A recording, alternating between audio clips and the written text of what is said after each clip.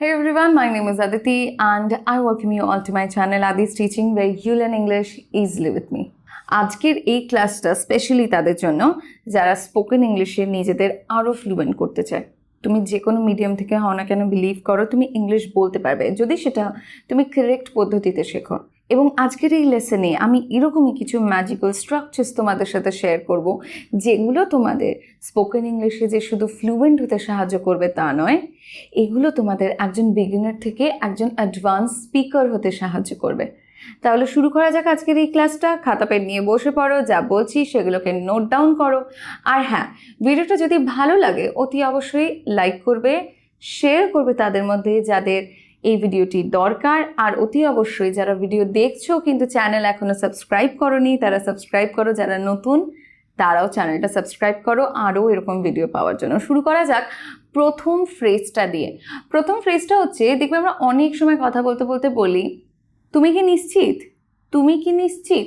So এইখানে আমরা যে ফ্রেজটা শিখছি ইংলিশে সেটা হলো are you sure, are you sure. না আমি যদি বলি তুমি কি এটার ব্যাপারে নিশ্চিত, তুমি কি এটার ব্যাপারে নিশ্চিত, তো কোনো কিছুর ব্যাপারে নিশ্চিত কিনা সেটা যদি বলি তাহলে শিওরের পরে অ্যাবাউট হবে এবং তারপরে সেই ব্যাপারটা হবে। যেরকম আমি যদি বলি তুমি কি পার্টিটার ব্যাপারে নিশ্চিত, are you sure about the party, right. তুমি কি মিটিংটার ব্যাপারে নিশ্চিত, are you sure about the meeting. So are you sure about that এর জায়গায় আমরা যে কোনো জিনিস বসাতে পারি, আমরা অবজেক্ট বসাতে পারি। যেরকম এখানে আমি পার্টি, মিটিং এগুলো বসিয়েছি। এই ক্ষেত্রে আমরা আরেকভাবে সেন্টেন্সটা বলতে পারি, are you sure of that, are you sure of that, meaning same. অফের পরে আমরা দ্যাটের ব্যবহার করছি। এখানে অফের পরে আমরা দ্য মিটিংও বলতে পারি, আমরা দ্য পার্টিও বলতে পারি। Are you sure of the party, you sure of the meeting. Okay, তাহলে দেখো আমরা আর ইউ শিওর অ্যাবাউট বা অফের ব্যবহার করি, তারপরে অবজেক্টের ব্যবহার করছি। আরও কিছু এক্সাম্পল দেখি। আমি যদি বলি যে তুমি যেটা বলেছো সেটার ব্যাপারে কি তুমি নিশ্চিত, are you sure of what you said, are you sure of what you said. দেখো আর ইউ শিওর অফের পরে হোয়াট ইউ সেড বলছি। হোয়াট ইউ সেড মানে হচ্ছে তুমি যেটা বলেছো, what you said. Are you sure of what you said, বোঝা গেছে। পরের সেন্টেন্সটা দেখো, are you sure that we are not going, তুমি কি নিশ্চিত যে আমরা যাচ্ছি না। তো এখানে আমি যেহেতু যে বলেছি তার জন্য আমি দ্যাটের ব্যবহার করেছি এবং তারপরে দেখো আমরা একটা পজিটিভ স্টেটমেন্ট দিয়েছি, একটা statement we are not going. আমি যদি আর ইউ শিওর দ্যাটকে বাদ দিয়ে দিই উই আর নট গোয়িং পড়ে থাকছে, অর্থাৎ আমরা যাচ্ছি না, একটা স্টেটমেন্ট পড়ে থাকছে, একটা সেন্টেন্স পড়ে থাকছে। সো দ্যাট বলে আমরা এরকমই একটা স্টেটমেন্টের ব্যবহার করব। পরেরটা দেখো, why don't, why don't. Why ডোন্টের যে স্ট্রাকচার রয়েছে সেটা হলো ওয়াই ডোন্টের পরে সাবজেক্ট বসবে এবং তারপরে ভার্বের ফার্স্ট ফর্ম বসবে। তো ওয়াই ডোন্টের মানে হচ্ছে কেন না, কেন না। তো যদি আমি কাউকে বলি কেন না তুমি তাকে কল করিয়ে আস্ক করো, তাহলে এটার ইংলিশ হবে why don't you call and ask him, why don't you call and ask him। So এখানে why don't হয়েছে, তারপরে ইউ সাবজেক্ট অ্যান্ড দেন ভার্বের ফার্স্ট ফর্ম কল হয়েছে। পরের এক্সাম্পলটা দেখো, why don't you check it yourself। তুমি এটা কেন নিজের থেকেই চেক করছো না, মানে তুমি এটা কেন করছো না, তুমি কেন নিজের থেকে চেক করছো না, why don't you check it yourself। পরেরটা দেখো, কেন না আমরা তার জন্য একটা পার্টি অ্যারেঞ্জ করি, why don't we arrange a party for him।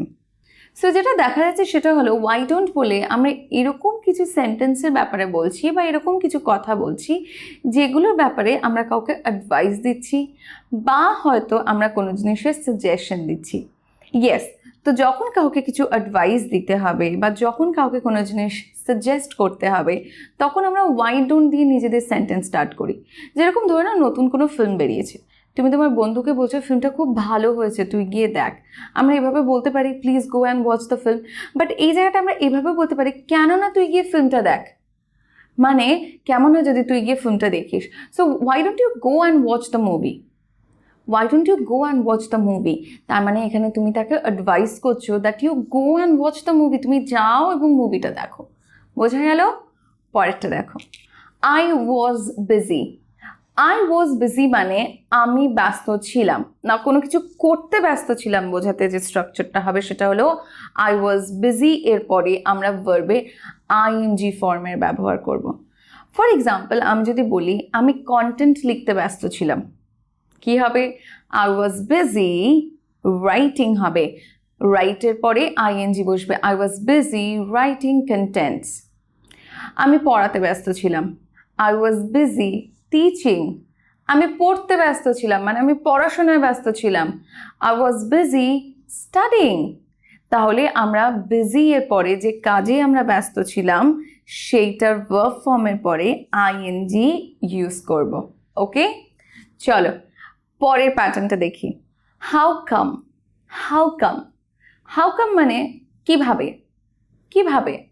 তো এই জায়গাটায় আমরা যে প্যাটার্নটা দেখব, যে স্ট্রাকচারটা আমরা দেখব সেটা হলো হাউ কাম যদি আমরা কোনো সেন্টেন্সে ব্যবহার করি বা হাউ কাম দিয়ে যখন আমরা কোনো কোয়েশ্চেন স্টার্ট করি সেটা কিভাবে হয়। হাউ কাম দিয়ে যখন আমরা কোনো কোয়েশ্চেন স্টার্ট করব তারপরে সাবজেক্ট বসবে, তার ইমিডিয়েট পরে ভার্বের ব্যবহার হবে। দেখো প্রথম এক্সাম্পলটা, how come he is mad. এখানে ম্যাড অর্থে অ্যাংরি বলা হয়েছে। So how come he is mad, সে এরকম রেগে কেন। তো যখন কেউ আমরা বলি এরকম কেন বা এই জিনিসটা এরকম কেন, ব্যাপারটা এরকম কেন, আমরা হাউ কাম দিয়ে কোয়েশ্চেন করি। যদি আমি তোমাদের সিম্পল ভাষায় বোঝাতে চাই তাহলে বলবো how come is equals to why over here. তো আমি যদি বলি ওয়াই হি ইজ ম্যাড, সে এরকম রেগে কেন, আমি সেন্টেন্সটাকে এভাবেও বলতে পারি how come he is mad, খালি ওয়াইকে হাউ কাম দিয়ে আমরা রিপ্লেস করে দিচ্ছি। প্রিটি সিম্পল, বাট দেখো আমাদের অ্যাডভান্সড হতে হেল্প করছে এই সেন্টেন্সেসগুলো, রাইট? এই স্ট্রাকচারগুলো প্রিটি ইজি। সো এরপরের এক্সাম্পলটা দেখো, যদি আমি বলি সে কেন কখনো ফোন রিসিভ করে না, তাহলে আমরা বলবো how come she never receives the call, how come she never receives the call. পরের সেন্টেন্সটা দেখো, তুমি এরকম আপসেট কেন, তুমি এরকম হতাশ কেন, how come you are worried, মানে why you are worried. So how কামের ইউজ বোঝা গেছে। পরের প্যাটার্নটা দেখি, ইউড বেটার প্লাস ভি ওয়ানের ব্যবহার করব। সো ইউড বেটার মানে হচ্ছে ভালো হয় যদি তুমি। তো কোনো কাজ আমরা যখন কাউকে করলে ভালো হয় বলছি তখন আমরা সেন্টেন্সেসগুলো এইভাবে বলবো। যেরকম ধরে নাও আমি যদি কাউকে বলি ভালো হবে যদি তুমি আরেকটু পরিশ্রম করো, সো এখানে আমরা সেন্টেন্সটা বলবো ইউড বেটার ওয়ার্ক হার্ড। এখানে আমরা ইউডের ব্যবহার করেছি, ইউড উচ্চারণ করছি, রাইট? ইউড। নাও এইটা কন্ট্রাক্টেড ফর্ম। কিসের কন্ট্রাক্টেড ফর্ম জানো? ইউ আর উডের নয়, ইউ আর হ্যাডের। তাহলে এইখানে ইউড হচ্ছে ইউ আর হ্যাডের কন্ট্রাক্টেড ফর্ম। ওকে, সো আমি এখানে বললাম কি ইউড বেটার ওয়ার্ক হার্ড মানে ভালো হবে যদি তুমি আর একটু পরিশ্রম করো। তো যখন আমরা কাউকে অ্যাডভাইস দিচ্ছি বা কাউকে কোনো ওয়ার্নিং দিচ্ছি বা কাউকে থ্রেট দিচ্ছি তখন আমরা ইউড বেটারের ব্যবহার করি। যেরকম আমি যদি বলি ভালো হবে যদি তুমি আমাকে টাকাগুলো দিয়ে দাও, you'd better give me the money, you'd better give me the money. পরের সেন্টেন্সটা দেখো, ভালো হবে যদি তুমি নিয়মগুলো মেনে চলো, ইউড বেটার ওবে দ্য রুলস। ভালো হবে যদি তুমি ইংলিশ বলা শুরু করো, you'd better start speaking English. Next pattern, don't ever. যখন আমরা কাউকে বলছি এটা কোনোদিনও করবে না, তো যখন কোনোদিনও করবে না বলছি তখন আমরা সেন্টেন্স স্টার্ট করব ডোন্ট এভার দিয়ে। ডোন্ট এভার মানে হচ্ছে কখনো না, কখনো না। যদি আমি বলি কখনো আশা হারাবে না, ডোন্ট এভার লুজ হোপ। আর কখনো মিথ্যা কথা বলবে না, don't ever lie again. Next example, কখনো একটা ভালো সুযোগ হারাবে না, don't ever miss a good opportunity. So don't ever দিয়ে আমরা সেন্টেন্স কখন স্টার্ট করছি? যখন আমরা কাউকে বলছি কোনো দিনও না। নাও কোনো দিনও এটা করবে না, don't ever এর পরে আমরা কি ব্যবহার করলাম? ভার্বের ফার্স্ট ফর্মে ব্যবহার করলাম, right? Don't ever miss, don't ever lose, don't ever lie, আমরা ভার্বের ফার্স্ট ফর্মে ব্যবহার করলাম। পরের স্ট্রাকচারটা দেখি, আমরা দেখবে বাংলায় অনেক সময় বলি তুমি কি কখনো এখানে গেছো, অর্থাৎ কোনো একটা জায়গার নাম নিয়ে, ফর এক্সাম্পল আমি বলছি তুমি কি কখনো লোনাভলা গেছো, তুমি কি কখনো পুরী গেছো। এই সেন্টেন্সগুলো আমরা কিভাবে বলবো? তুমি কি কখনো, এইটার ফ্রেজটা হবে ইংলিশে হ্যাভ ইউ এভার, তারপরে আমরা যে ভার্বের ফর্ম বসাবো সেটা হচ্ছে থার্ড ফর্ম। সো তাহলে এখানে আমরা যে স্ট্রাকচারটা শিখছি সেটা হলো have you ever plus third form of the verb. তার মানে হচ্ছে তুমি কি কখনো। এক্সাম্পলগুলো যদি আমি ইংলিশে বলি তাহলে হবে have you ever been to Lonavala, have you ever been to Puri. পরের এক্সাম্পলটা দেখো, তুমি কি কখনো তাকে রিয়েল লাইফে দেখেছো, have you ever seen her in real life. তুমি কি কখনো একটা গাড়ি কেনার কথা ভেবেছো, have you ever thought of buying a car. বোঝা গেল হ্যাভ ইউ এভারের পরে ভার্বের থার্ড ফর্ম বসাচ্ছি, যেমন সিন, থট, রাইট। পরের স্ট্রাকচারটা দেখি, why not plus v1.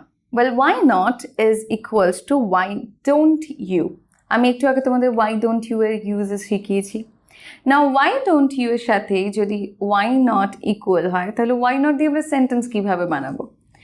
যেরকম দেখো, আমি যদি বলি এটা একবার করে দেখলে ভালো হয়, এটা একবার করে দেখলে ভালো হয়, তো এটাকে আমি যদি একটুখানি টুইস্ট করে বলি ইংলিশে তাহলে হবে why don't give it a try, why don't give it a try.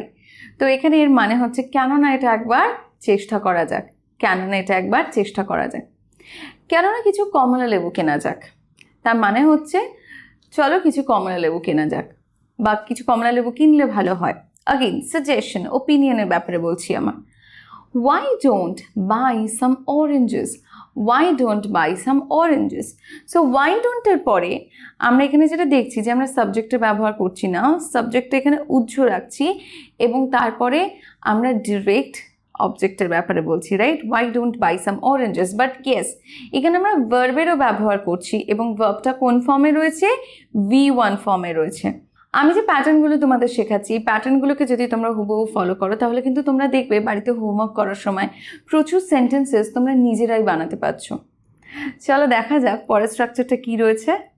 It is said that, it is said that, it is said that মানে হচ্ছে বলা হয় যে, বলা হয় যে এর মাধ্যমে আমরা অ্যাকচুয়ালি কোনো ফ্যাক্টসের ব্যাপারে কথা বলি, অর্থাৎ we talk about something which is true, কোনো ট্রু ফ্যাক্টসের ব্যাপারে আমরা কথা বলি। ওকে, যেরকম আমি যদি বলি বলা হয় যে একজন নতুন ম্যানেজারকে অ্যাপয়েন্ট করা হবে, তাহলে এটা আমরা ইংলিশে কিভাবে বলবো? It is said that a new manager will be appointed, it is said that a new manager will be appointed. Appoint করা হবে ইংলিশটা হলো উইল বি অ্যাপয়েন্টেড। ওকে, এখানে আমি তোমাদের একটা হোমওয়ার্ক দিতে চাই, একটা কোয়েশ্চেন করবো এখানে। এই যে আমি বলছি a new manager will be appointed, তোমরা আমাকে বলো তো এটা কোন টেন্সে রয়েছে। Actually let's make it easy, আমাকে তোমরা বলো যে এটা কোন ভয়েসে রয়েছে, অ্যাক্টিভ ভয়েসে না প্যাসিভ ভয়েসে রয়েছে, রাইট। যারা এখনো পর্যন্ত ভয়েস চেঞ্জের ভিডিও দেখোনি, যারা দেখেছে তারা আনসার দিতে পারবে, যারা দেখোনি ওপরে আই বাটনে তাদের জন্য আমি লিঙ্ক দিয়ে দেবো, প্লিজ সেখান থেকে তোমরা চেক করে নিও, বা প্লে লিস্টে বা ডিসক্রিপশন বক্সে যে কোনো জায়গা থেকে তোমরা ভয়েস চেঞ্জের লিঙ্ক পেয়ে যাবে। চলো দেখে নিই পরের এক্সাম্পলটা কি রয়েছে। বলা হয় যে বিশ্বের 70% মশলা ভারত থেকে আসে, এটা একটা ট্রু ফ্যাক্ট। এটাকে আমরা ইংলিশে কিভাবে বলবো? It is said that about 70% of the world's spices come from India. Okay? চলো পরের স্ট্রাকচারটা দেখি, which is the last structure for today. I will let you know. আমি এটা খুব ব্যবহার করি, আমি পরে তোমাকে জানিয়ে দেব। অর্থাৎ আমি যখন কাউকে বলছি আমি এটা তোমায় জানিয়ে দেব, আমরা ইংলিশে বলি I'll let you know.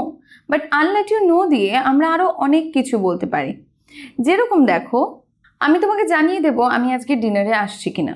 ধরে নাও আমাকে কেউ ডিনারে আজকে ইনভাইট করেছে এবং আমি আজকে অনেক বিজি, আমি তাকে বলছি আমি তোমাকে জানিয়ে দেবো যে আমার আজকে হবে কিনা বা আমি আজকে ডিনারে আসছি কিনা।